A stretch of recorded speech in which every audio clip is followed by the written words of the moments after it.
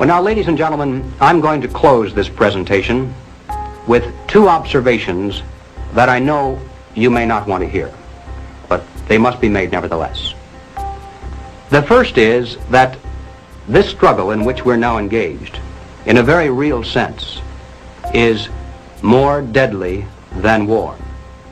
Call it what you will, Cold War, revolution, struggle, whatever. The present stakes are higher than in any other war we've ever known. Now, the second observation is related to the first. It is simply that we have now passed the point of painless solutions and parlor patriotism. There was a time, and not too long ago, I think, when we could have pulled ourselves out of this without too great a sacrifice on the part of anyone. All that would have been necessary would have been for us to take an interest in the domestic affairs of our nation and to insist that our elected representatives merely enforce the laws that were then on the books to protect us from internal subversion and to keep the enemy outside the gates. But we didn't. Instead, we slept.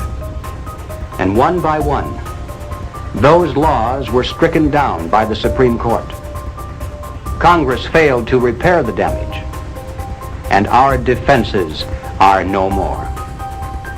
Now the enemy is inside our gates. He is on our streets. He is in our halls of Parliament. And now there is hell to pay. Our enemy is not going to leave quietly just because we suddenly discover him and ask him to go. Hardly.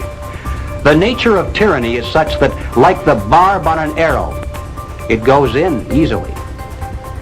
But the price of pulling it out is a piece of flesh. People should not be afraid of their governments. Governments should be afraid of their people.